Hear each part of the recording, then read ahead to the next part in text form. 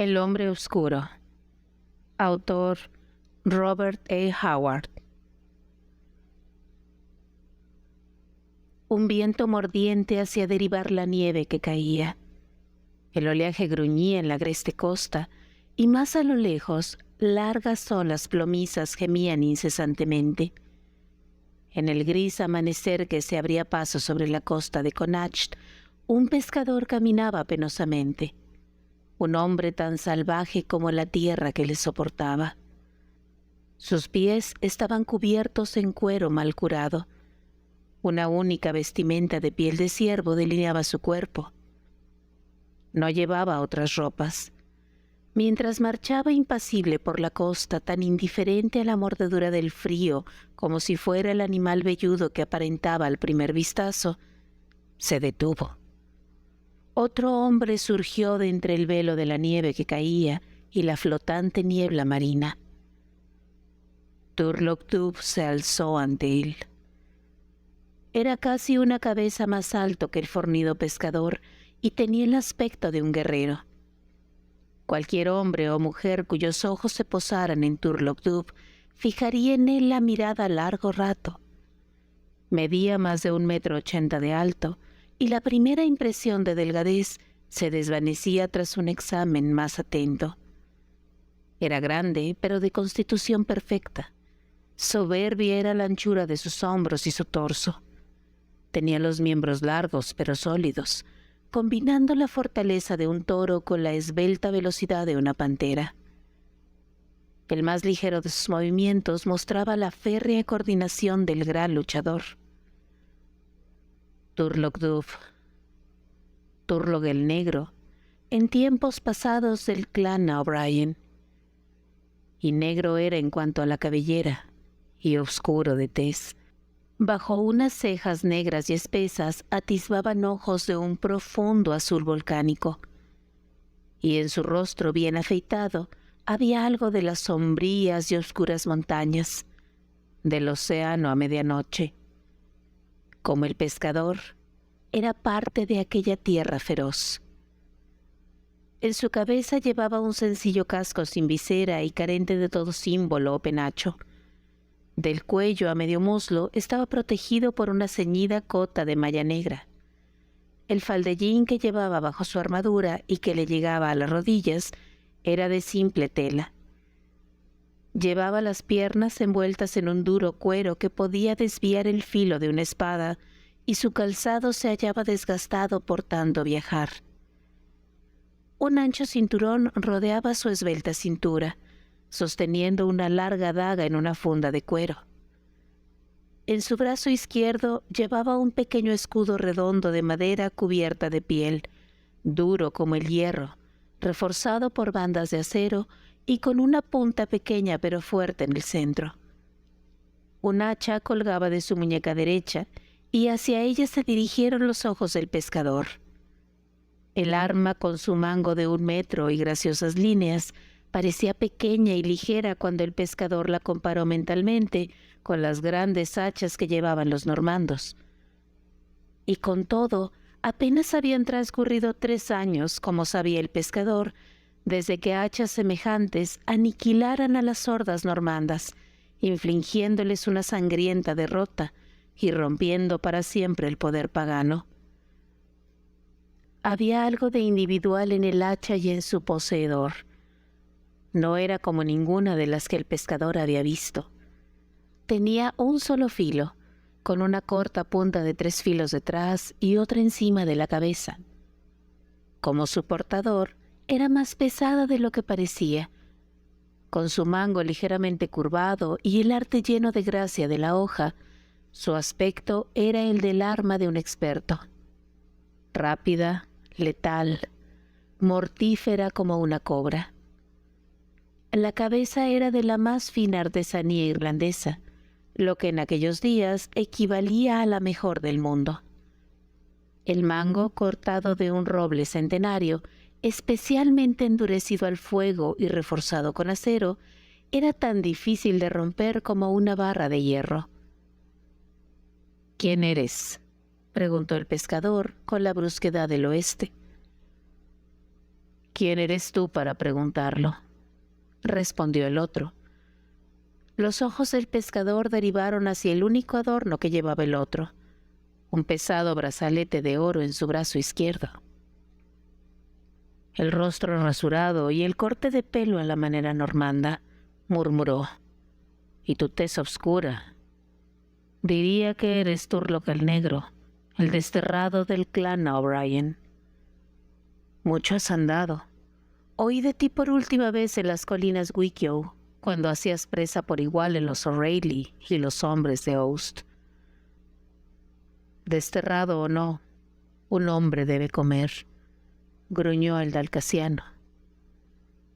El pescador se encogió de hombros.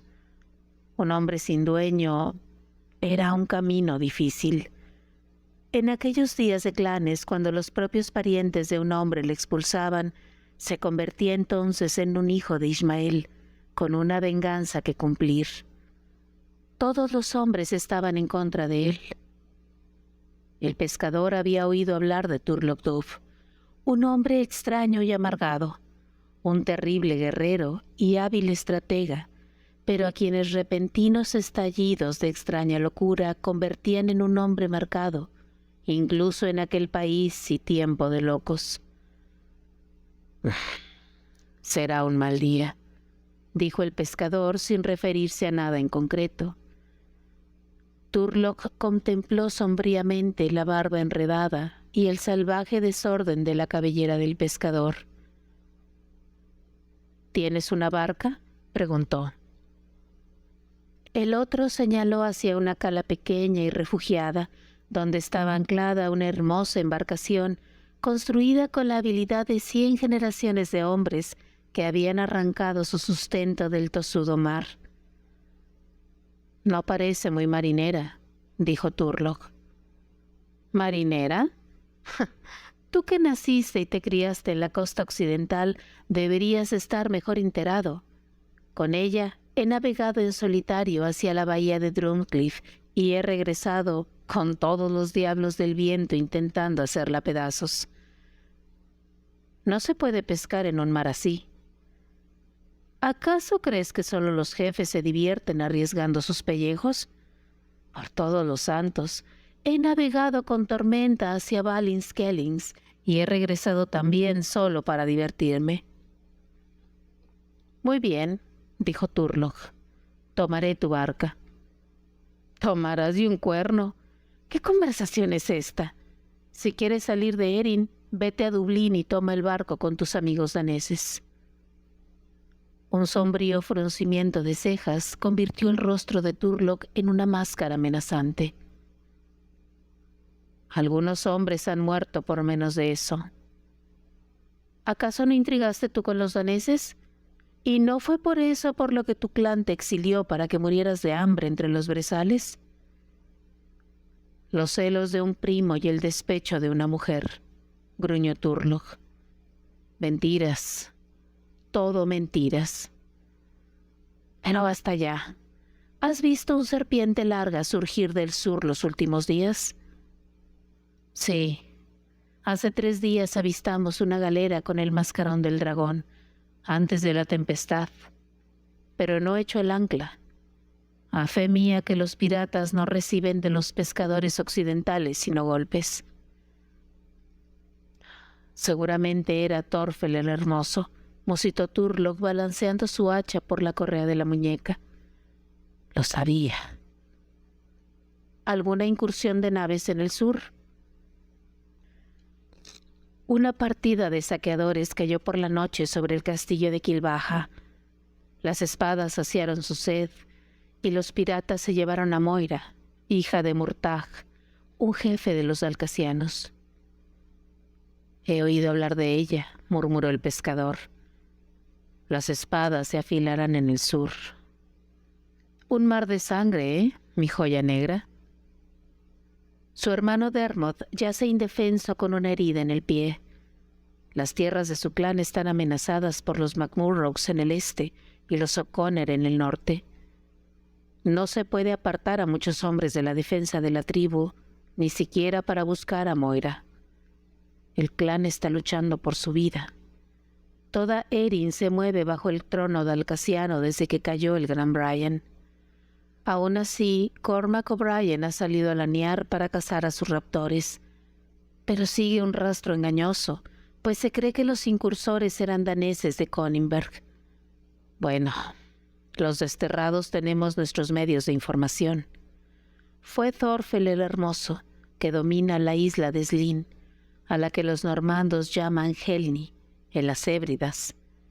Allí la ha llevado, y allí le seguiré. Préstame tu barca. ¿Estás loco?, exclamó vivamente el pescador. ¿Qué estás diciendo? ¿De Connacht hasta las Hébridas en una barca sin abrigo? ¿Y con este tiempo? Digo que estás loco. Lo intentaré, respondió Turlock como ausente. ¿Me dejarás tu barca? No. Podría matarte y cogerla, dijo Turlock. ¿Podrías?, replicó el pescador impertérrito. ¡Ay, cerdo rastrero!, gruñó apasionadamente el fugitivo. Una princesa de Erin languidece bajo el abrazo de un salteador pelirrojo del norte y tú regateas como un sajón. —¿He de vivir? —exclamó el pescador con igual apasionamiento. —Toma mi barca y moriré de hambre. ¿Cuándo podré conseguir otra igual? Es la mejor de su clase. Turlock llevó la mano al brazalete de su brazo izquierdo. Te pagaré. Esto es un torque puesto por Brian Boru en mi brazo, con sus propias manos, ante Clontarf. Tómalo. Con él podrías comprar 100 barcas. Me he muerto de hambre llevándolo en el brazo, pero ahora la necesidad es desesperada. Mas el pescador sacudió la cabeza. La extraña falta de lógica de los gaélicos ardía en sus ojos. No, mi choza no es lugar para un torque tocado por las manos del rey Brian. Guárdalo y llévate la barca, en nombre de todos los santos, si tanto significa para ti. La tendrás de vuelta cuando regrese, prometió Turlock, y puede que una cadena de oro que adorne ahora el cuello de toro de algún salteador normando. El día era triste y agobiante. El viento gemía y la sempiterna monotonía del mar era como la pena que nace en el corazón del hombre.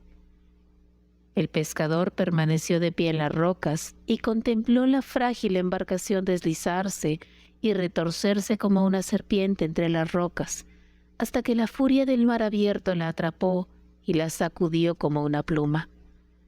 El viento hinchó la vela y la esbelta barca saltó y se tambaleó, para enderezarse luego y correr ante el vendaval, empequeñeciéndose hasta no ser sino un punto que bailaba en los ojos del observador. Y después un torbellino de nieve lo ocultó de la vista. Turlock comprendía algo de la locura de su peregrinación, pero había crecido en la dureza y el peligro. El frío, el hielo y el granizo que habrían congelado a un hombre más débil no hacían sino espolearle a mayores esfuerzos. Era tan duro y flexible como un lobo. Entre la raza de hombres cuya dureza asombraba incluso a los normandos más resistentes, Turlock Dub era único. Cuando nació, le arrojaron a la nieve para poner a prueba su derecho a sobrevivir. Su infancia y su juventud habían transcurrido en las montañas, costas y páramos del oeste.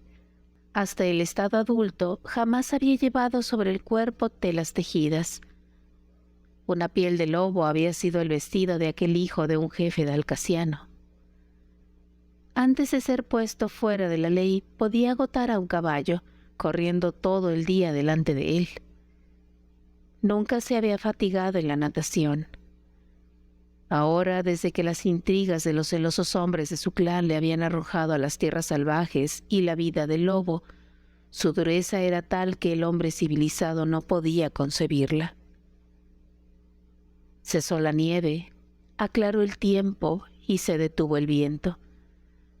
Turlock tenía que ceñirse a la línea costera, evitando los arrecifes contra los que parecía que iba a estrellarse una y otra vez, Trabajó incansablemente con el timón, la vela y el remo. Ni uno entre 1000 marineros podría haberlo logrado, pero Turlough lo hizo. No necesitaba dormir. Mientras timoneaba, comía las frugales provisiones que le había dado el pescador. Al divisar Malin Head, el clima se había calmado prodigiosamente. El mar seguía picado, pero la tempestad se había convertido en una fuerte brisa que hacía volar la pequeña barca. Los días y las noches se confundieron. Turlough se dirigía hacia el oeste. Solo una vez tomó tierra para proveerse de agua fresca y dormir algunas horas. Mientras mantenía el timón, pensó en las últimas palabras del pescador.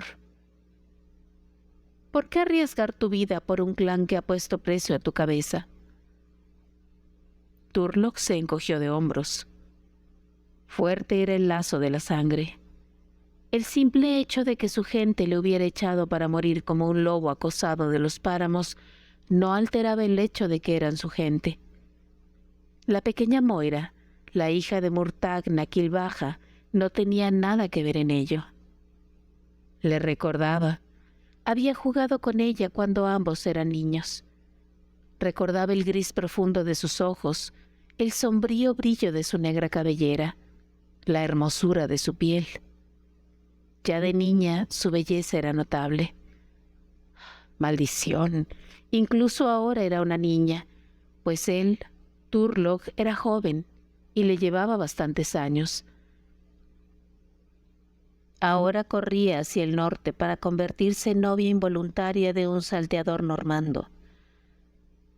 Thorfel el hermoso, el apuesto. Turlough juró por los dioses que no conocían la cruz. Una niebla roja onduló ante sus ojos, de modo que las olas marinas se enrojecieron a su alrededor. Una muchacha irlandesa, cautiva de un pirata normando. Con gesto rabioso, Turlough enderezó la proa y se dirigió hacia mar abierto, con un resplandor de locura en sus ojos. Larga es la navegación de Malin Head a Helny, cruzando las olas espumeantes, tal como Turlough la emprendió. Se dirigía a una pequeña isla que yacía, junto con muchas otras, entre Mull y las Hébridas. Turlough no tuvo dificultad en hallarla. Navegó por instinto y por conocimiento. Conocía aquellos mares como un hombre conoce su casa. Había navegado por ellos como incursor y como vengador, y una vez como un cautivo azotado en el puente de un barco dragón danés. Y seguía un rastro rojo, humo que derivaba de las costas, restos flotantes de naufragios, maderos calcinados mostrando que Thorfel devastaba todo a su camino. Turlough gruñó salvajemente satisfecho. Le pisaba los talones al vikingo, pese a su amplia ventaja, pues Thorfel incendiaba y saqueaba las costas en su camino, mientras que el curso de Turlough era recto como una flecha. Se encontraba aún lejos de Helny cuando divisó una pequeña isla ligeramente fuera de su rumbo. Sabía que llevaba mucho tiempo deshabitada, pero que allí podría conseguir agua fresca. Así pues, enfiló hacia ella. La llamaban la Isla de las Espadas. Nadie sabía el por qué. Y cuando se acercaba a la playa, vio un espectáculo que interpretó correctamente. Había 2 embarcaciones varadas en la orilla. Una era rudimentaria, algo parecida a la de Turlough, pero considerablemente mayor. La otra era larga y baja, innegablemente vikinga. Ambas estaban desiertas. Turlough estuvo atento al choque de las armas y el grito de la batalla, pero reinaba el silencio. Pescadores, pensó, de las islas escocesas, habían sido avistados por alguna banda de salteadores en alta mar o en alguna otra isla y habían sido largamente perseguidos a remo. Pero la persecución había sido más larga de lo previsto, de eso estaba seguro. De lo contrario, no la habrían empezado en una embarcación sin puente. Sin embargo, inflamados por el ansia de matar, los salteadores habrían perseguido a su presa a través de 100 kilómetros de aguas turbulentas, si era necesario, en una embarcación sin puente. Turlough se aproximó a la costa, arrojó la piedra que servía de ancla y saltó a la playa, con el hacha dispuesta. Vio entonces a corta distancia, más al interior, un extraño amasijo de formas rojizas. Unas rápidas zancadas le enfrentaron con el misterio. 15 daneses de barbas rojas yacían en su propia sangre dispuestos más o menos en círculo. Ni uno solo respiraba. Dentro del círculo, mezclándose con los cuerpos de sus asesinos, yacían otros hombres, como Turlough jamás había visto. Eran de corta estatura y muy morenos. Sus ojos, helados por la muerte, eran los más negros que Turlough hubiera visto nunca. Apenas si llevaban armadura y sus rígidas manos seguían aferrando espadas rotas y dagas. Aquí y allá yacían flechas que se habían roto en los petos de las armaduras danesas, y Turlough observó con sorpresa que muchas de ellas tenían punta de pedernal. Una lucha feroz, musitó. Sí, las espadas han saciado largamente su sed. ¿Qué gente será esta? Nunca he visto a nadie igual en todas las islas. 7. ¿Es eso todo? ¿Dónde están los camaradas que les ayudaron a matar a estos daneses? Ninguna huella se alejaba del ensangrentado lugar. La frente de Turlough se ensombreció. Estos eran todos. 7 contra 15. Y sin embargo, los asesinos murieron con sus víctimas. ¿Qué clase de hombres son estos que matan 2 veces su número de vikingos? Son hombres pequeños, de armadura casi inexistente, y con todo... Otra idea le asaltó. ¿Por qué los extranjeros no se habían dispersado y huido, escondiéndose en los bosques? Creyó conocer la respuesta. Allí, en el mismo centro del círculo silencioso, yacía algo extraño. Era una estatua de una sustancia oscura y con la forma de un hombre. Tenía 1,50 m de largo o de alto y estaba esculpida con tal apariencia de vida que Turlough se sobresaltó. Medio tendido sobre ella yacía el cuerpo de un anciano, tan mutilado que apenas si parecía humano. Un delgado brazo rodeaba la figura, el otro se hallaba extendido, y en la mano aferraba una daga de pedernal hundida hasta la empuñadura en el pecho de un danés. Turlough notó las temibles heridas que desfiguraban a todos los hombres morenos. Había sido difícil matarles. Habían luchado hasta ser prácticamente despedazados y, agonizando, habían dado muerte a sus asesinos. Eso le indicó la escena a Turlough. En los muertos rostros de los terribles extranjeros había una temible desesperación. Notó cómo sus manos muertas seguían aferrando las barbas de sus enemigos. Uno yacía bajo el cuerpo de un enorme danés, en el que Turlough no pudo ver herida alguna, hasta que miró más de cerca y vio que los dientes del hombre moreno se hundían como los de una bestia en el cuello de toro del otro. Se inclinó y arrastró la estatua de entre los cadáveres. El brazo del anciano la aprisionaba y se vio obligado a tirar con todas sus fuerzas. Era como si, incluso en la muerte, el viejo se agarrara a su tesoro, pues Turlough sentía que por esa imagen habían muerto los hombrecillos morenos. Eligieron morir junto a ella. Turlough meneó la cabeza. Su odio hacia los normandos, una herencia de injusticias y ultrajes, era algo ardiente y vivo, casi una obsesión que a veces le llevaba al borde de la locura. No había sitio para la piedad en su fiero corazón. La visión de aquellos daneses, yaciendo muertos a sus pies, le llenaba de una satisfacción salvaje. Pero en los otros muertos silenciosos sentía una pasión más fuerte que la suya. Allí había un impulso que les guiaba más profundo que su odio. Sí, y más antiguo.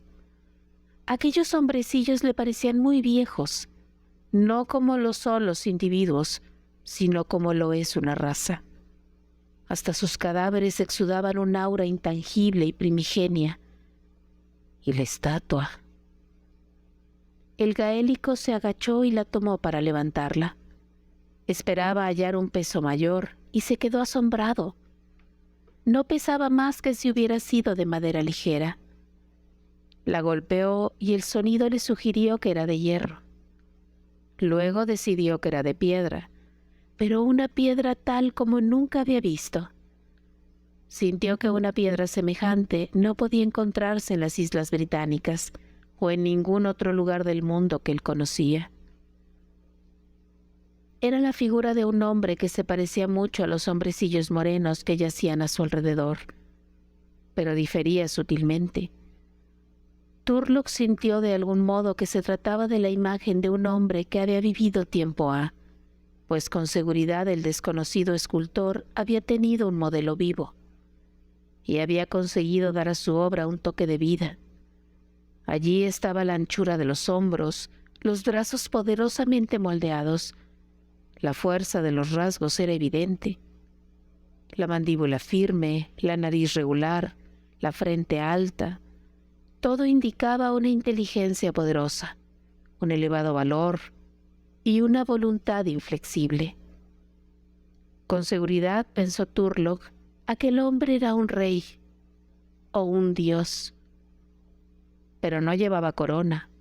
Su única vestimenta era una especie de taparrabos, trabajado tan hábilmente que cada pliegue y arruga estaba esculpido como si fuera real. Tenía el mismo aspecto que si hubiera sido tallado el día anterior, pero, pese a todo, era obviamente un símbolo de la antigüedad. Este era su dios, meditó Turlough contemplando lo que le rodeaba. Huyeron de los daneses, pero murieron finalmente por su dios. ¿Quiénes son esta gente?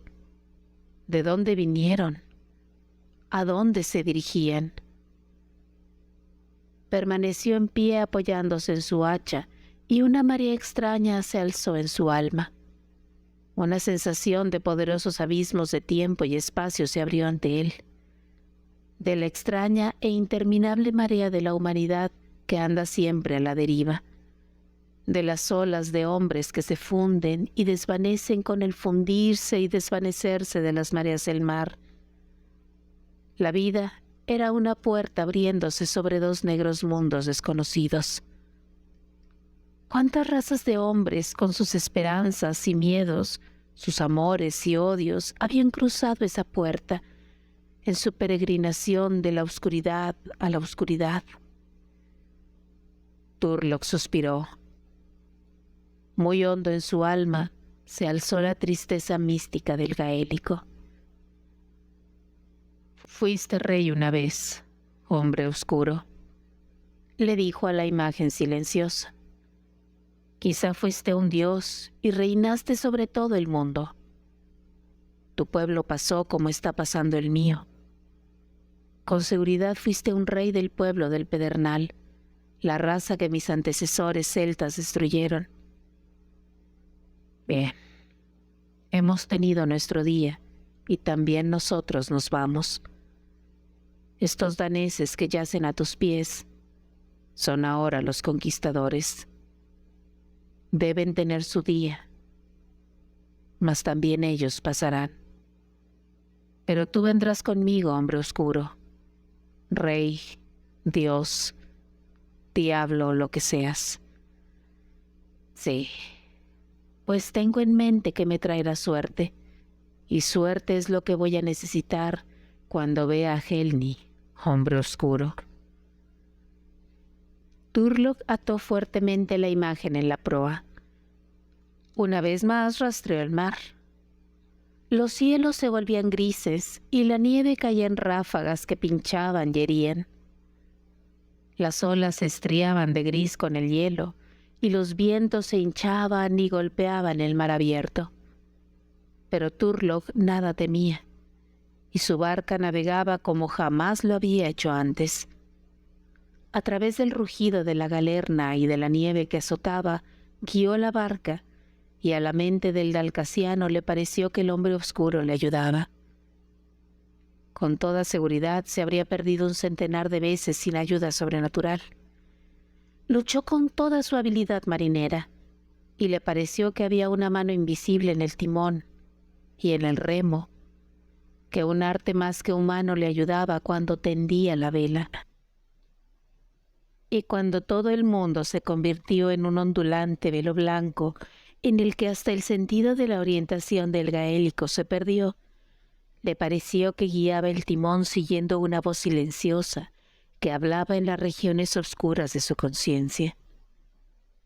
No se sorprendió tampoco cuando cesó la nieve y las nubes se alejaron bajo una luna fría y plateada, vio alzarse tierra más allá y la reconoció como la isla de Helny.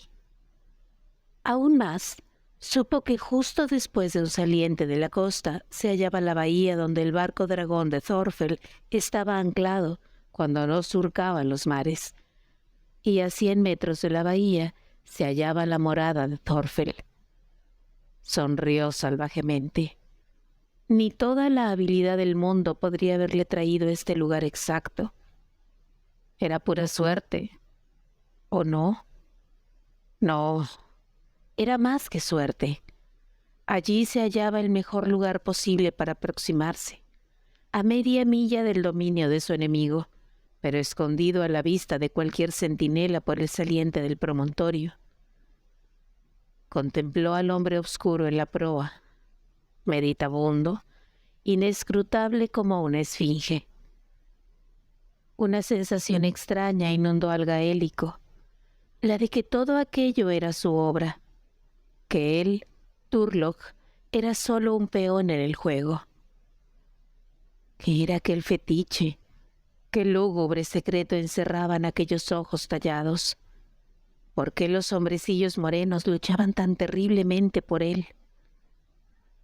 Turlogh llevó su barca a un pequeño entrante de la costa, ancló a unos cuantos metros dentro de él y saltó a la orilla.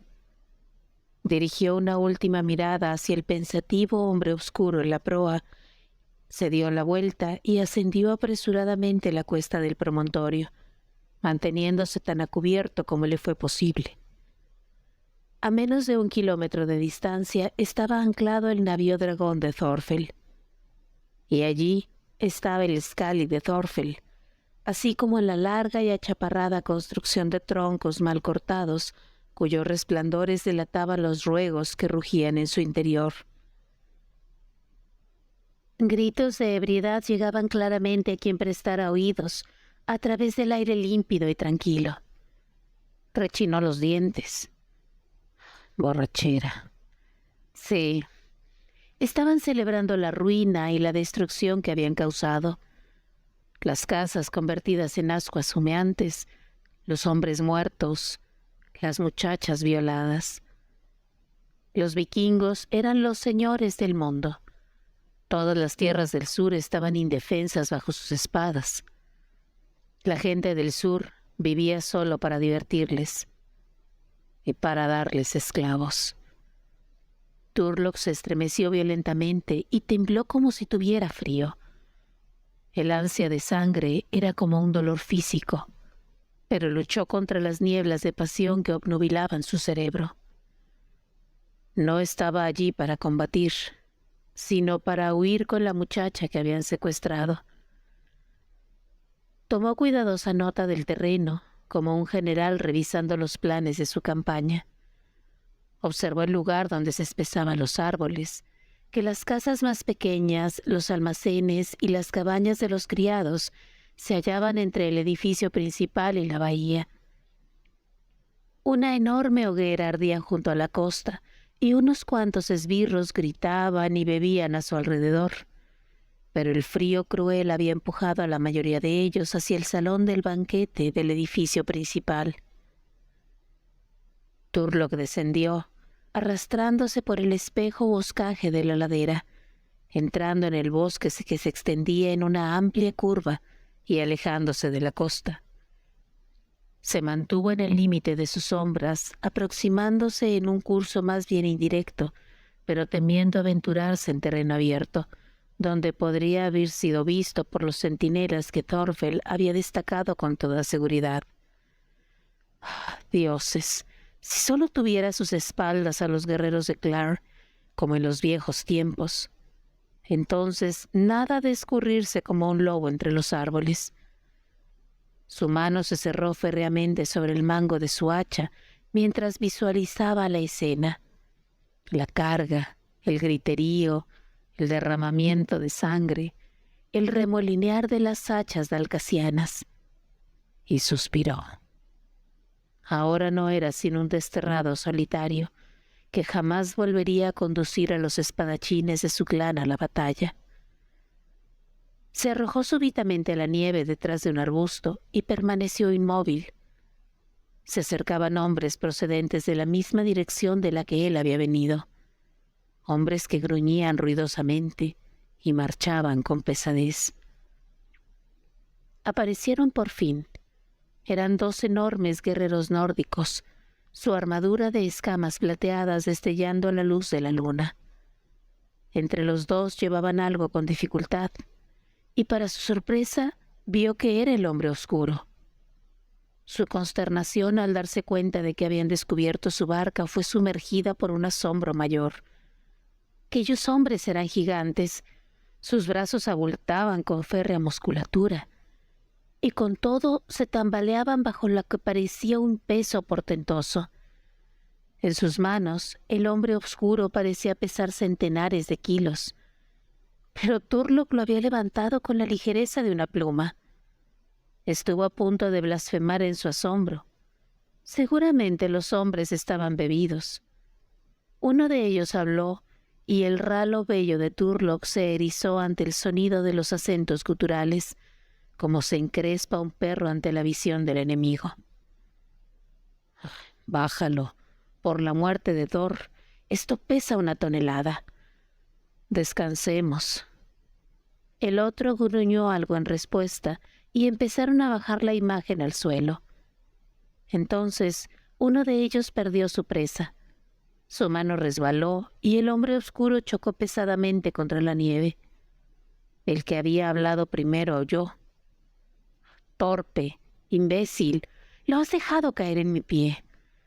Maldito seas, tengo el tobillo roto». «Se retorció en mi mano», gritó el otro. «Te digo que esta cosa está viva». «Entonces la mataré», rugió el vikingo herido y sacando su espada golpeó salvajemente la figura postrada. Un resplandor ígneo brotó al romperse la hoja en 100 fragmentos y el otro nórdico aulló al golpearle la mejilla un pedazo de acero. «El diablo la habita», gritó el otro, arrojando su empuñadura a lo lejos. «Ni siquiera la he arañado. Toma, sosténla. Llevémosla a la taberna y que Thorfell se las arregle con ella». «Déjala», gruñó el segundo hombre limpiándose la sangre de la cara. «Sangro como un cerdo degollado. Regresemos y digámosle a Thorfell que ninguna embarcación se ha acercado a la isla. Esto es lo que nos mandó a ver al promontorio». «¿Y qué hay de la barca donde encontramos esto?», saltó el otro. «Algún pescador escocés desviado de su curso por la tormenta y que ahora se esconde en los bosques como una rata, supongo. Vamos, échame una mano. Ídolo o diablo, le llevaremos esto a Thorfell». Resoplando por el esfuerzo, alzaron la imagen una vez más y prosiguieron lentamente, uno gruñendo y maldiciendo mientras cojeaba, el otro sacudiendo la cabeza de vez en cuando al entrarle la sangre en los ojos. Turlock se incorporó cautelosamente y les vigiló. Un escalofrío subía y bajaba por su columna vertebral. Cada uno de aquellos hombres era tan fuerte como él, pero lo que él había llevado sin dificultad les exigía un esfuerzo sobrehumano. Sacudió la cabeza y reemprendió el camino. Por fin llegó al lugar en los bosques más cercanos a los edificios. Ahora se enfrentaba con la prueba crucial. De algún modo debía llegar a aquel edificio y esconderse sin ser percibido. Las nubes se acumulaban.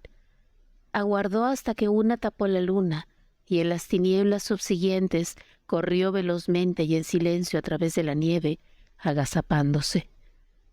Parecía una sombra surgida de las sombras. Ahora se hallaba próximo a la casa, intentando fundirse con los troncos mal cortados. La vigilancia se hallaba ahora muy relajada con toda seguridad, pues ¿qué enemigo podía esperar Thorfell cuando se hallaba en amistad con todos los saqueadores del norte, y nadie más podía esperarse que navegara en noche semejante? Convertido en una sombra entre las sombras, Turlock se acercó a la casa. Vio una puerta lateral y se deslizó precavidamente hacia ella. Después se pegó de nuevo a la pared. En el interior alguien tanteaba el cerrojo. Una puerta se abrió de golpe y un guerrero enorme salió tambaleándose, cerrando la puerta de golpe tras él. Entonces vio a Turlock. Sus labios barbudos se abrieron, pero en ese momento las manos del gaélico saltaron a su garganta y se cerraron en ella como una trampa para lobos. El grito presentido murió en un jadeo. Una mano voló a la muñeca de Turlock, la otra desenfundó una daga y golpeó hacia arriba. Pero el hombre estaba ya inconsciente. La daga chasqueó débilmente contra el corcelete del proscrito y cayó en la nieve. El nórdico se aflojó bajo el abrazo de su asesino, su garganta literalmente aplastada por aquella presa de hierro. Turlock le arrojó despectivamente a la nieve y escupió sobre su rostro muerto antes de volverse de nuevo hacia la puerta. No habían asegurado el cerrojo por dentro. La puerta cedió un poco. Turlock atisbó al interior y vio un cuarto vacío, lleno de barriles de cerveza. Pensó en ocultar el cuerpo de su víctima, pero no sabía cómo podía hacerlo. Debía confiar a la suerte de que nadie lo viera en la espesa nieve donde yacía.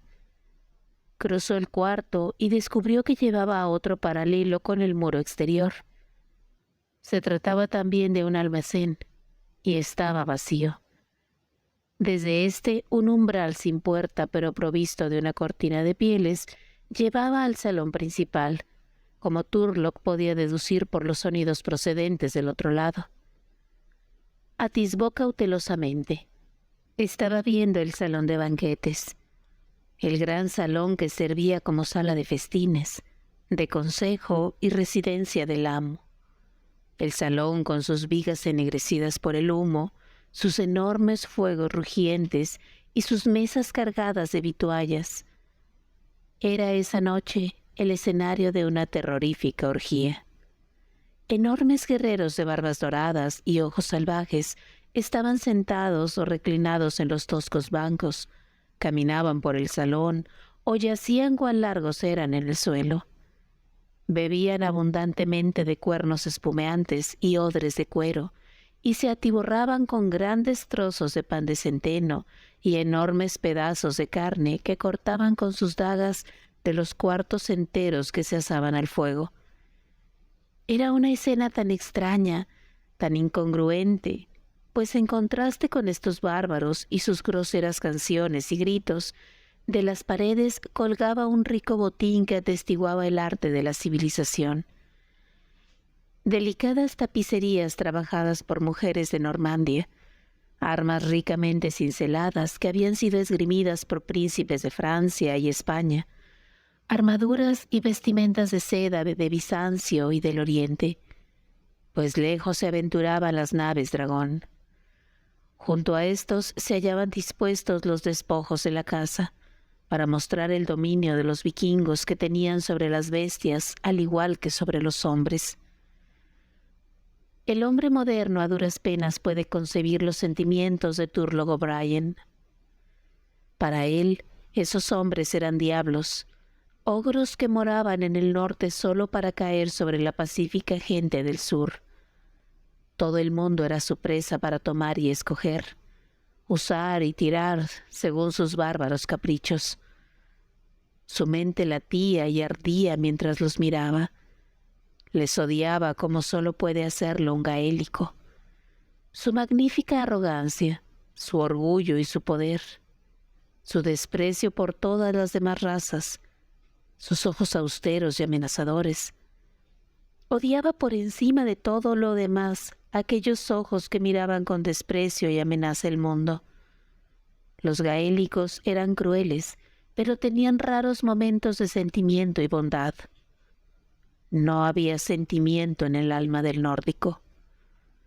La visión de aquella orgía fue como una bofetada en el rostro de Turlough el Negro, y solo una cosa era necesaria para completar su locura.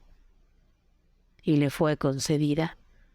En la cabecera de la mesa estaba Thorfell el Hermoso, joven, apuesto, arrogante, inflamado por el vino y el orgullo. En su constitución se parecía mucho al propio Turlough, excepto que era mayor en todo, pero allí cesaba la semejanza. Así como Turlough era excepcionalmente moreno entre un pueblo moreno, Thorfell era excepcionalmente rubio entre un pueblo esencialmente de tez clara. Su cabellera y bigote eran como oro finamente tejido, y sus ojos gris claro lanzaban destellos como relámpagos. Y a su lado, las uñas de Turlough se clavaron en sus palmas. Moira de los O'Brien, la cual parecía enormemente fuera de lugar entre aquellos hombretones rubios y robustas mujeres de cabello amarillo.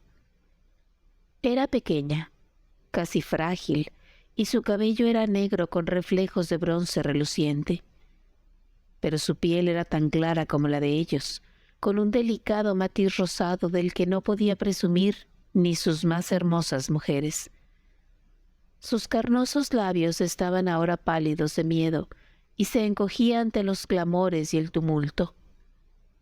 Turlough la vio temblar cuando Thorfell la rodeó insolentemente con el brazo. El salón vaciló en una niebla rojiza ante los ojos de Turlough, que luchó obstinadamente por controlarse. El hermano de Thorfell, Osric a su derecha, murmuró Turlough para sí mismo. Al otro lado Thosig, el danés, que puede partir en dos a un buey con esa gran espada suya. Eso dicen. Y allí está Hangar, y Swain, y Oswick, y Athelslain el sajón, el único hombre en una manada de lobos marinos. Y en el nombre del diablo, ¿qué es eso?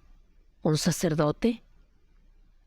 De un sacerdote se trataba, sentado pálido e inmóvil entre la algarabía, contando silenciosamente su rosario, mientras sus ojos llenos de pena se aventuraban hacia la esbelta muchacha irlandesa en la cabecera de la mesa. Entonces Turlough vio algo más. En una mesa más pequeña a un lado, una mesa de caoba cuyo rico trabajo de taracea la delataba como un botín de las tierras del sur, se alzaba el hombre oscuro. Los dos hombres nórdicos heridos lo habían traído al salón después de todo. Su visión impresionó extrañamente a Turlough y calmó su cerebro. ¿Solo 1,5 metros de alto? Ahora parecía mucho mayor de algún modo. Dominaba la orgía como un dios que medita asuntos hondos y oscuros más allá de la comprensión de los insectos humanos que aúllan a sus pies. Como siempre que miraba al hombre oscuro, Turlough sintió que una puerta se había abierto de pronto al espacio exterior y al viento que soplaba entre las estrellas. Parecía hallarse esperando. ¿Pero a quién? Quizá los ojos tallados del hombre oscuro miraban a través de los muros del Scaly, a través de la llanura nevada y por encima del promontorio. Quizá esos ojos ciegos veían las 5 barcas que en ese mismo instante se deslizaban silenciosamente con callados golpes de remo, a través de las aguas tranquilas y oscuras. Pero de eso Turlough Dubh nada sabía. Nada de las barcas o de sus silenciosos remeros. Hombres pequeños y morenos, con ojos inescrutables. La voz de Thorfell cortó el estruendo. «Oigan, amigos». Guardaron silencio y se volvieron cuando el joven rey del mar se levantó. «Esta noche tomo esposa», tronó. Un retumbar de aplausos sacudió ruidosamente las vigas. Turlough blasfemó, enfermo de furia. Thorfell cogió a la muchacha con ruda amabilidad y la depositó en la mesa. «¿No es acaso la digna novia de un vikingo?», gritó. «Cierto, es algo vergonzosa, pero eso es muy natural». «Todos los irlandeses son cobardes», gritó Oswick. «Como lo prueban Clontarfi y la cicatriz de tu mandíbula», gruñó Athelstane, cuya ligera broma hizo pestañear a Oswick y provocó un rugido de salvaje diversión en la multitud. «Vigila tu temperamento, Thorfell», exclamó una joven de ojos atrevidos sentada entre los guerreros. «Las muchachas irlandesas tienen garras como los gatos». Thorfell rió con la confianza del hombre acostumbrado a mandar. «Le daré lecciones con una buena vara de abedul. Pero basta, se hace tarde. Sacerdote, cásenos». «Hija», dijo el sacerdote tembloroso, «estos paganos me han traído aquí por la fuerza para celebrar nupcias cristianas en una casa sin Dios. ¿Te casas voluntariamente con este hombre?» «No, no, oh Dios, no». Moira gritó con tan salvaje desesperación que el sudor brotó en la frente de Turlough. «Santo hombre, sálveme de este destino. Me arrancaron de mi hogar, abatieron a mi hermano que me habría salvado. Este hombre me arrastró como si fuera un objeto, una bestia sin alma». «Silencio», tronó Thorfell, abofeteándola en la boca con ligereza, pero con la fuerza suficiente para hacer brotar un hilo de sangre de sus delicados labios. «Por Thor que te vuelves independiente. Estoy decidido a tener una esposa, y los gritos de una niña llorosa no me detendrán». «Vaya, mujerzuela desgraciada. ¿Acaso no me caso contigo a la manera cristiana, simplemente por tus estúpidas supersticiones? Ten cuidado de que no prescinda de las nupcias y te tome como esclava y no como esposa». «Hija», dijo trémulamente el sacerdote, asustado no por él sino por ella. «Piénsalo. Este hombre te ofrece más de lo que harían muchos. Al menos se trata de un honorable estado matrimonial». «Cierto», gruñó Athelstane. «Cásate con él como una buena mujer y toma las cosas lo mejor que puedas. Más de una mujer sureña vive en las aldeas del norte». «¿Qué puedo hacer?». La pregunta desgarraba la mente de Turlough. Solo había una cosa que hacer: aguardar hasta que la ceremonia terminara y Thorfell se retirara con su prometida, y llevársela entonces como mejor pudiera. Después de eso... Pero no osaba mirar más adelante. Había hecho y haría lo más que pudiera. La necesidad le había obligado a actuar en solitario. Un hombre sin señor no tiene amigos, ni siquiera entre los hombres sin señor. No había modo de llegar a Moira para advertirle de su presencia. Tendría que soportar la boda, sin siquiera la débil esperanza de liberación que el conocimiento de su presencia podría haber significado. Instintivamente sus ojos saltaron hacia el hombre oscuro, que se alzaba sombrío y alejado del tumulto. A sus pies, lo viejo luchaba con lo nuevo, lo pagano con lo cristiano, e incluso en ese momento Turlough sintió que lo viejo y lo nuevo eran igualmente jóvenes para el hombre oscuro. Oía en las orejas tapadas del hombre oscuro proas extrañas rascando la playa, el golpe de un cauteloso cuchillo en la noche, el gorgotear que señala una garganta cortada.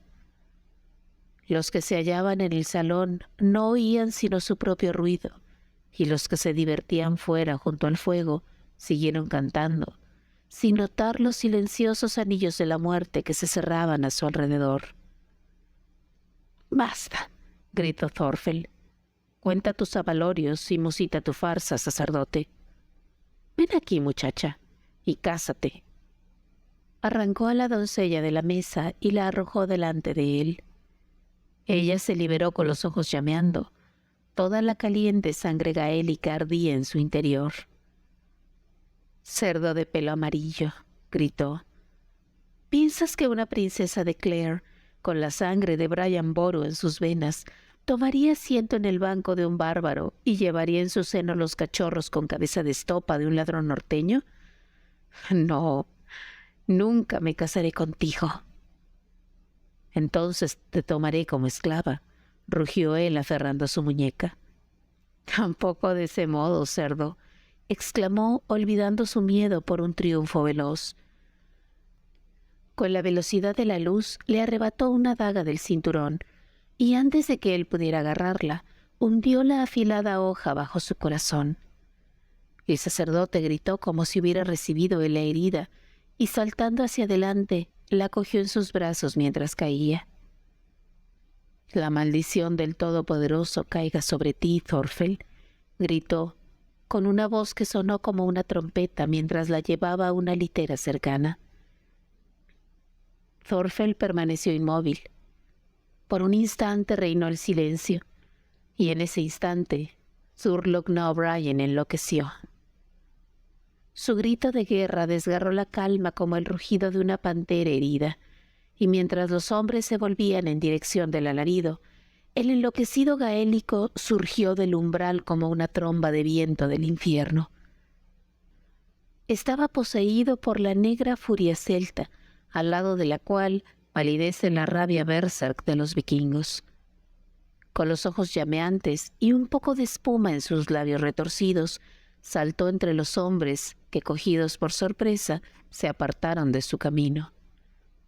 Aquellos ojos terribles estaban clavados en Thorfell, al otro extremo del salón, pero mientras cargaba, Thurlock golpeó a diestra y siniestra.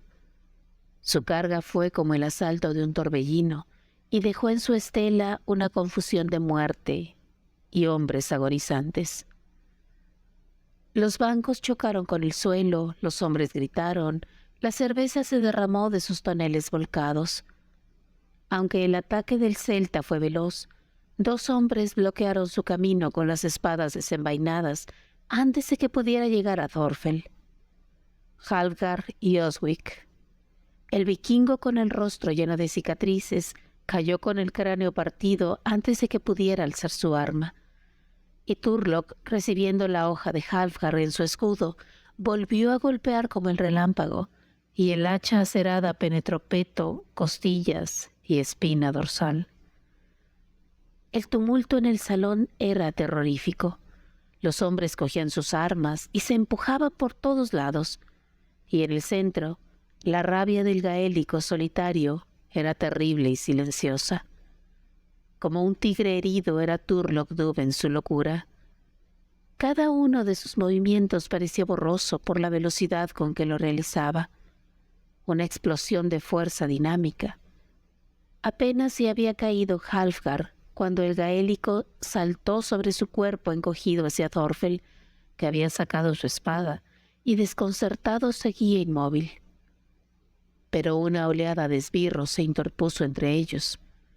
Las espadas se alzaron y cayeron, y el hacha del talcasiano relampagó entre ellas como los rayos de una tormenta veraniega. A cada lado, delante y detrás de él, le amenazaba un guerrero. Osric cargó desde un costado, blandiendo una espada con las dos manos.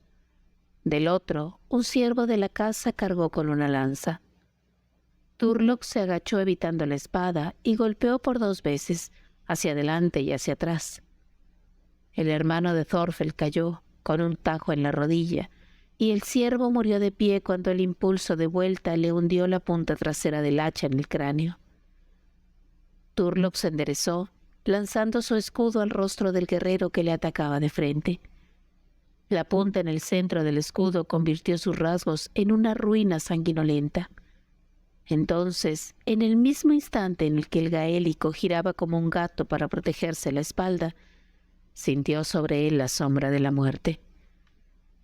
Por el rabillo del ojo vio al danés Tostig blandiendo con las dos manos su gran espada, y apretado contra la mesa, perdiendo el equilibrio, supo que ni siquiera su rapidez sobrehumana podría salvarle. Entonces, la silbante espada golpeó al hombre oscuro sobre la mesa, y con el ruido de un trueno se quebró en 1000 chispas azuladas.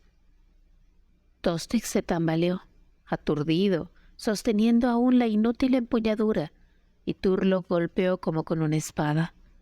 La punta superior de su hacha hirió al danés encima del ojo y se hundió hasta su cerebro. Y hasta en ese momento el aire estaba lleno de un extraño canto, y los hombres aullaban.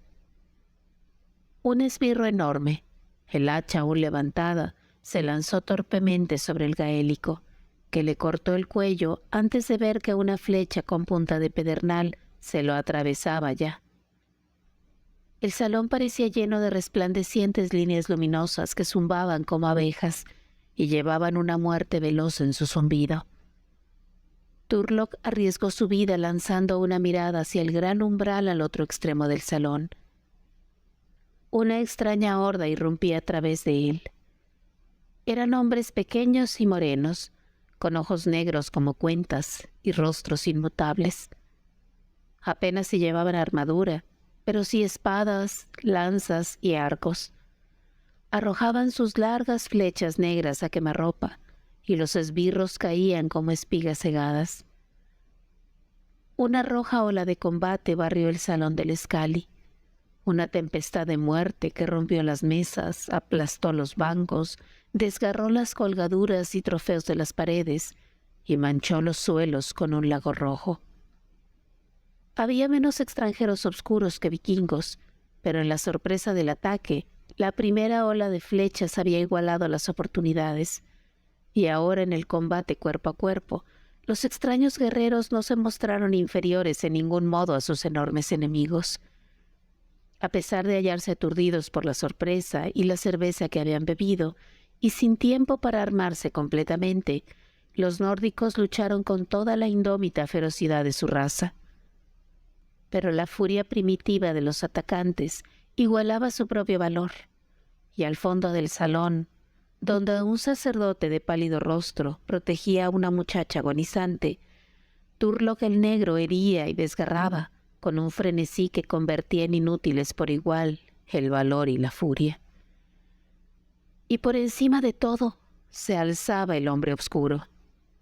A las ocasionales miradas de Turlock, entre los relámpagos de la espada y el hacha, la imagen parecía crecer, expandirse, hacerse más alta, dominar como un gigante la batalla.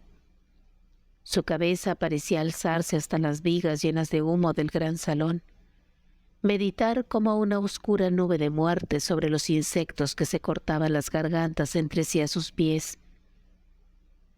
Turlock sentía que el relampagueante juego de las espadas y la masacre eran el elemento adecuado para el hombre oscuro. Exudaba violencia y furor. El crudo aroma de la sangre recién vertida era bueno para su olfato, y los cuerpos de cabellos amarillos que gemían a sus pies eran como sacrificios para él. La tormenta del combate sacudía el espacioso salón. Se convirtió en un amasijo donde los hombres resbalaban en charcos de sangre y resbalando morían. Cabezas heladas en una mueca saltaban de hombros que se encogían. Lanzas aserradas arrancaban el corazón, latiendo aún del pecho ensangrentado. Los sesos eran aplastados y se coagulaban en las hachas que giraban enloquecidas. Las dagas saltaban hacia arriba, abriendo vientres y derramando las entrañas en el suelo. El choque y el fragor del acero se alzaban ensordecedores. Ni se pedía ni se daba cuartel. Un nórdico herido había arrastrado en su caída a uno de los hombres morenos, y éste le estrangulaba tenazmente, sin importar la daga que su víctima hundía una y otra vez en su cuerpo. Uno de los hombres morenos agarró a un niño que corría chillando desde su cuarto interior y le reventó los sesos contra la pared. Otro aferró a una mujer nórdica por su dorada cabellera y arrojándola de rodillas le cortó la garganta mientras ella le escupía en el rostro. Quien prestara oído a los gritos de miedo o súplicas de clemencia no habría escuchado ninguno. Hombres, mujeres y niños morían acuchillando y arañando, su último aliento un sollozo de furia o un gruñido de odio imposible de saciar. Y en la mesa se alzaba el hombre oscuro, inamovible como una montaña, lavado por las rojas olas de la carnicería. Nórdicos e indígenas morían a sus pies. ¿Cuántos rojos infiernos de carnicería y locura habría contemplado esos ojos extrañamente esculpidos del hombre oscuro? Hombro con hombro lucharon Swain y Thorfell. Athelstein el sajón, su dorada barba encrespada por la alegría del combate, se había puesto de espaldas al muro, y a cada movimiento de su hacha manejada a dos manos caía un hombre. Turlough llegó como una ola, evitando con un ágil quiebro de cintura el primer y temible golpe.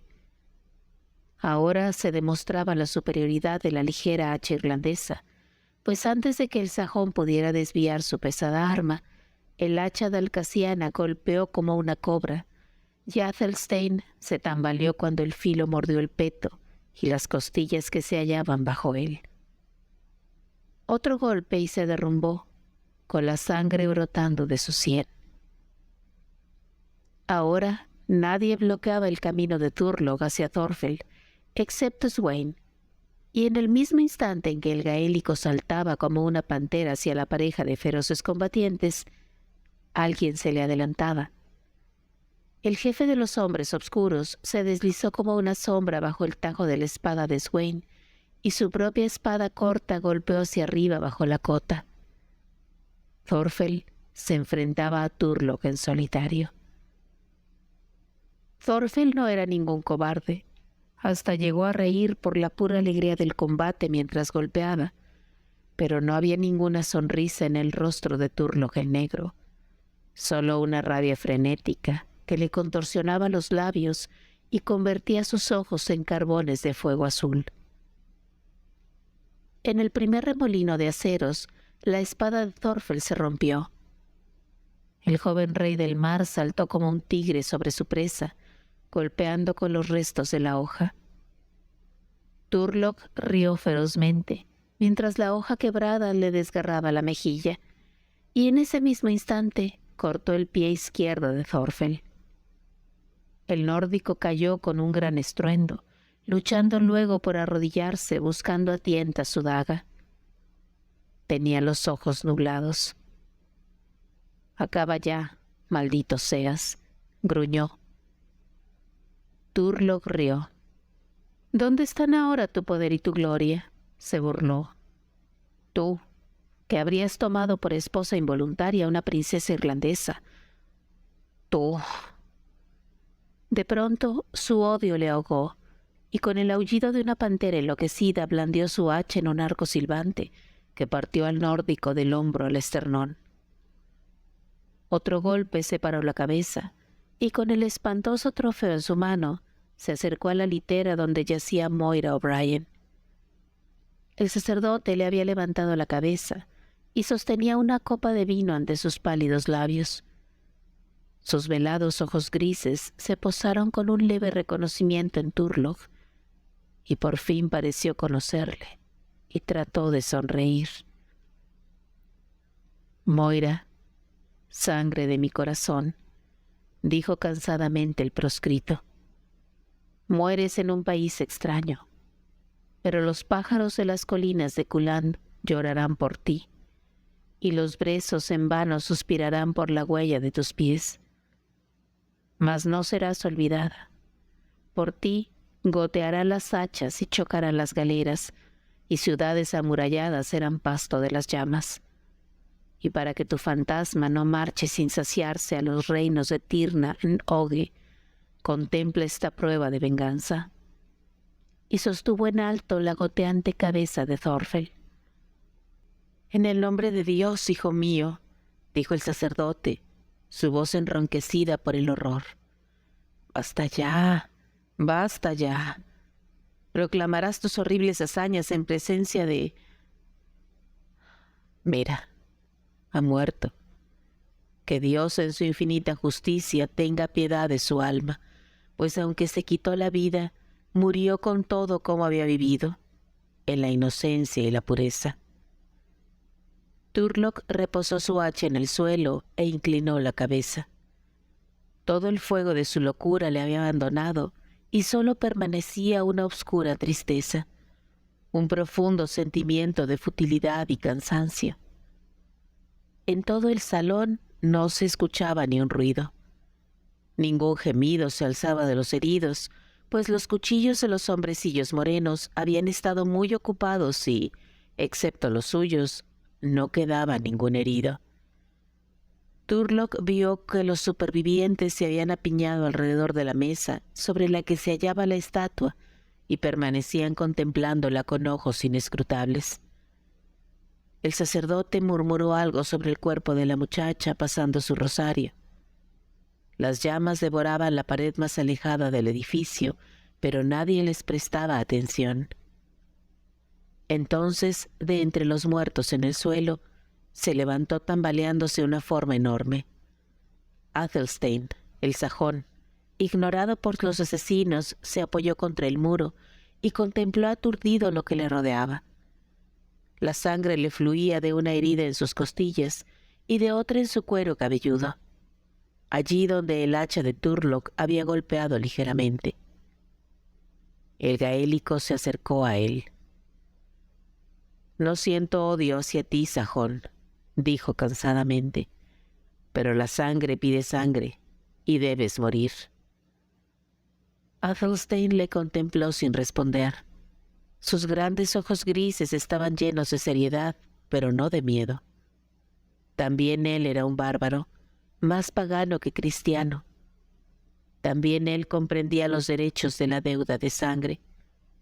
Pero cuando Turlock levantaba su hacha, el sacerdote se interpuso de un salto, sus delgadas manos extendidas, sus ojos extraviados.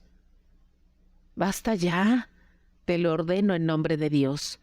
Por el Todopoderoso, ¿no se ha derramado ya sangre bastante en esta noche terrible? En el nombre del Altísimo, reclamo a este hombre». Turlock dejó caer su hacha. «Tuyo es, no por tu juramento o tu maldición, no porque le reclames, sino porque también tú eres un hombre e hiciste todo lo posible por Moira». Turlock giró al sentir que le tocaban el brazo. El jefe de los extranjeros permanecía mirándole con ojos inescrutables. «¿Quién eres?», preguntó el gaélico sin excesivo interés.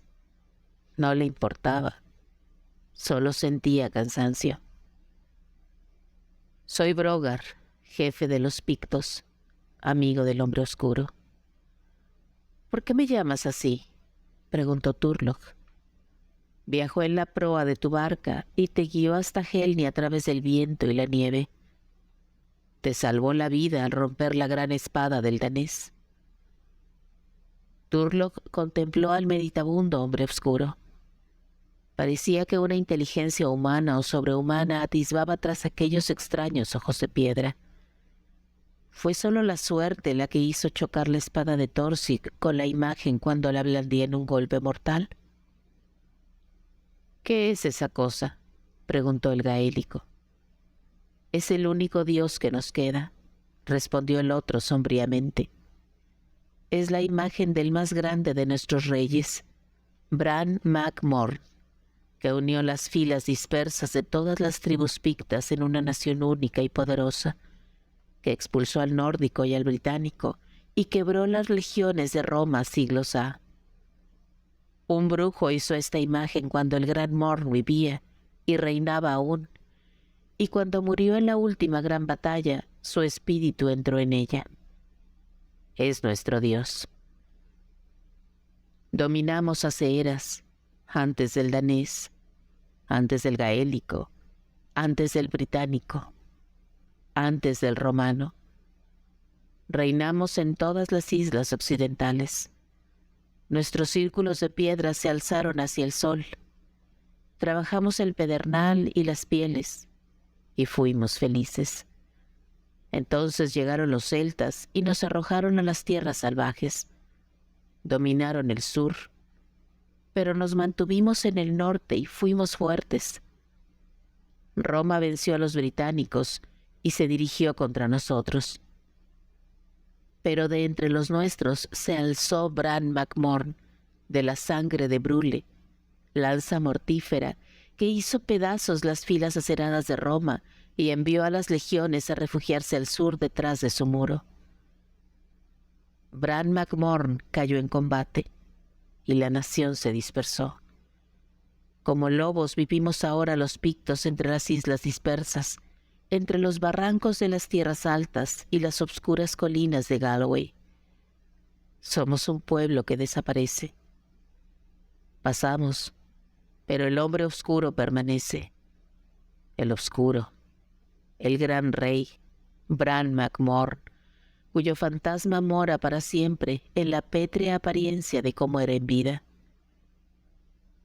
Turlough vio como en sueños a un viejo picto, que se parecía mucho a aquel en cuyos brazos muertos había encontrado al hombre oscuro, levantando la imagen de la mesa.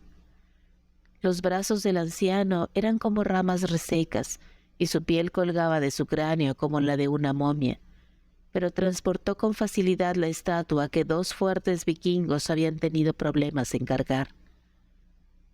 Como si leyera sus pensamientos, Brogar habló quedamente.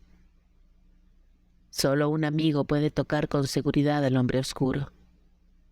Sabíamos que eras amigo, pues viajó en tu barca y no te hizo daño. ¿Cómo lo sabían? El anciano, señalando al viejo de barba blanca. Gonnar, gran sacerdote del oscuro. El fantasma de Bran acude a él en sus sueños.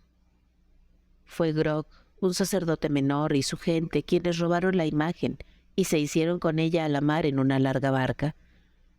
Gonnar le siguió en sus sueños. Sí. Mientras dormía envió su espíritu con el fantasma de Morn y vio la persecución de los daneses, la batalla y la matanza en la isla de las espadas. Te vio llegar y encontrar al oscuro, y vio que el fantasma del gran rey se complacía en ti.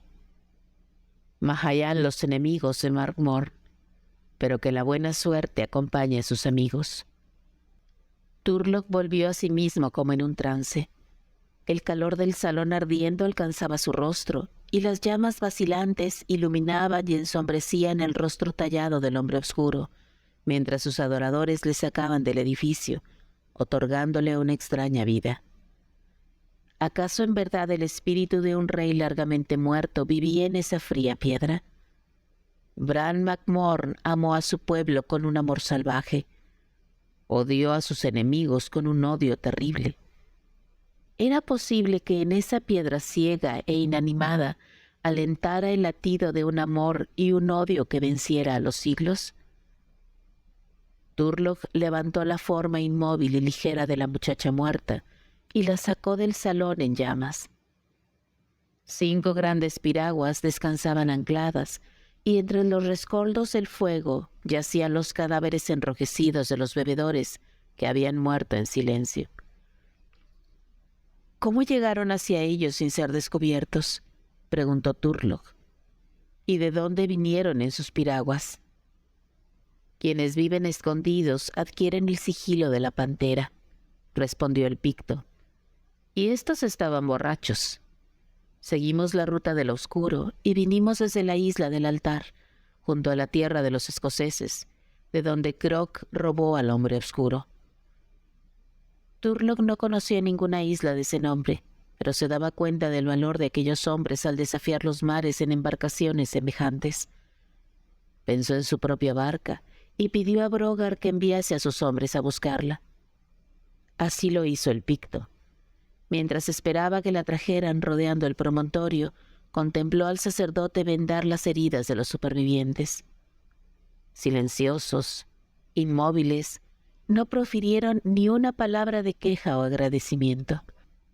La barca del pescador apareció dando la vuelta al promontorio justo cuando el primer atisbo del amanecer enrojecía las aguas. Los pictos subían a sus embarcaciones, llevando en ellas a los muertos y los heridos. Turlough saltó a su barca y depositó suavemente en ella su penosa carga. «Dormirá en su propia tierra», dijo sombríamente. «No yacerá en esta fría isla extranjera». «Brogar, ¿a dónde irán ustedes?» «Devolvemos al obscuro a su isla y su altar», dijo el Picto. «Por boca de su pueblo te da las gracias. Existe un lazo de sangre entre nosotros, gaélico, y quizá volvamos a ti en tus horas de necesidad. Como Bran MacMorn, gran rey de Picdom, volverá a su pueblo en alguno de los días venideros. ¿Y tú, buen sacerdote? Vendrás conmigo». El sacerdote sacudió la cabeza y señaló hacia Athelstane. El herido sajón descansaba en un tosco lecho de pieles amontonadas en la nieve. «Me quedo aquí para cuidar de este hombre. Está gravemente herido». Turlough contempló lo que le rodeaba. Los muros de los edificios se habían derrumbado en una masa de ascuas incandescentes. Los hombres de Brogar habían incendiado los almacenes y la gran galera, y el humo de las llamas luchaba en su lividez con la creciente luz del amanecer. «Te helarás o morirás de hambre. Ven conmigo». «Encontraré sustento para los dos. No intentes persuadirme, hijo mío». «Si es un pagano y un saqueador». «No importa. Es un ser humano, una criatura viviente. No le dejaré morir». «Que así sea». Turlough se preparó para zarpar. Las embarcaciones de los pictos rodeaban ya el promontorio. Hasta él llegaban con claridad los rítmicos chasquidos de los remos. No miraron atrás, inclinados sobre su labor. Contempló los cuerpos inmóviles en la playa, los restos calcinados y las vigas incandescentes. Bajo el resplandor, el sacerdote parecía irreal con su blanca delgadez, como un santo en un viejo manuscrito iluminado. En su rostro pálido y cansado había una tristeza más que humana, un cansancio mayor que el de cualquier hombre. «Mira», exclamó de pronto señalando hacia el mar. «El océano se ha vuelto de sangre. Mira sus olas rojas al sol naciente. Oh, pueblo mío, la sangre que has derramado por la ira convierte al propio mar en escarlata. ¿Cómo podrás cruzarlo?» «Vine bajo la nieve y el vendaval», dijo Turlough sin entender al principio. «Me voy como vine». El sacerdote sacudió la cabeza. «Es más que el mar.